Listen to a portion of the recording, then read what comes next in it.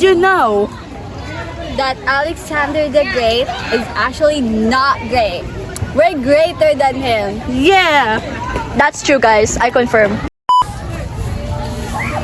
The Hellenistic world, from the Greek word Hellas for Greece, is known world after the conquest of Alexander the Great and corresponds roughly with the Hellenistic period of ancient Greece from 323 BCE, Alexander's death, to the annexation of Greece by Rome in 146 BCE.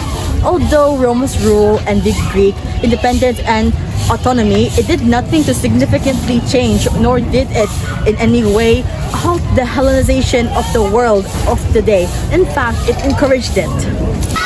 Alexander the Great of Macedon led his army on a series of campaigns which successfully conquered the then known world from Macedon through Greece down to Egypt, across Persia to India.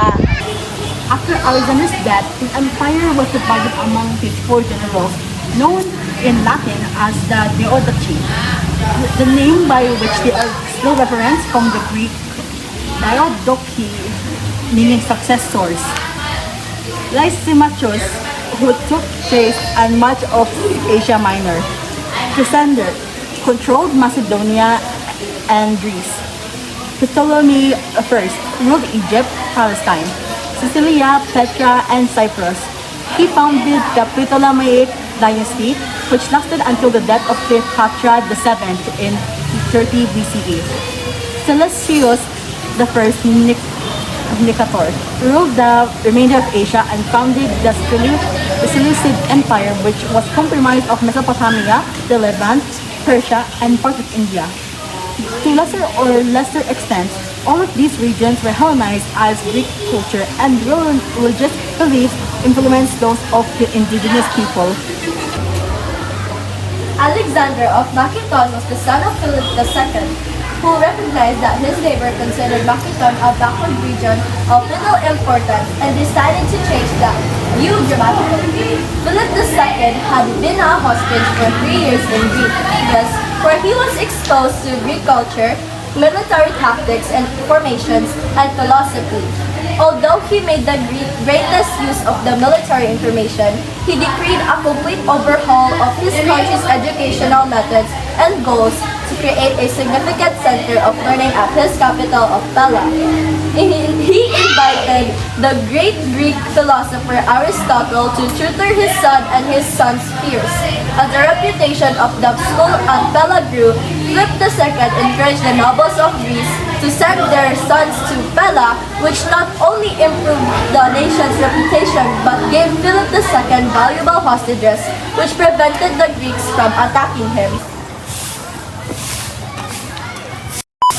Greece at this time was not a unified nation, but a loose confederation of city-states, each of which had its own personality, social structure, drainage, and governance. These city-states would sometimes and sometimes a war on each other, but their only common bond was their language, and to a greater or lesser extent, their religiously structured. They celebrated different festivals and different types of beliefs, and made a war in different ways. If they could agree on one thing, however, it was like their dislike of foreigners, whom they referred as barbarians, meaning anyone who could not speak Greek. Greek culture at this time encompassed every aspect of civilization, from literature to philosophy, science, architecture, the arts, mathematics, astronomy, law, medicine, war, and so on. The Greeks were justifiably proud of their intellectual achievements and tended to look down on non-Greeks. The region of Macedon spoke a dialect of Greek, but its people were still considered barbarian by the Greeks because they did not feel it had any culture. Macedon was thought to be good for raw materials, but little else until Philip II established the school at Pella, and even then, the reputation of the school came from the Greek scholars Philip employed, not from any Macedonian. At the same time, Philip was encouraging education and culture in his capital. However, he was reorganizing his army and enlarging it, but the Greeks did not seem to notice. They became aware of his military strength in 356 BCE during the so-called Third Social War, in which he defeated the Prussians who had seized the sacred site of Delphi. At the Battle of Procus in 352 BCE, he completely defeated the Prussians and then engaged in a series of campaigns between 355 to 348 BCE, during which he captured a number of Greek cities, renaming the cities of Crenides, Philippi in honor of himself.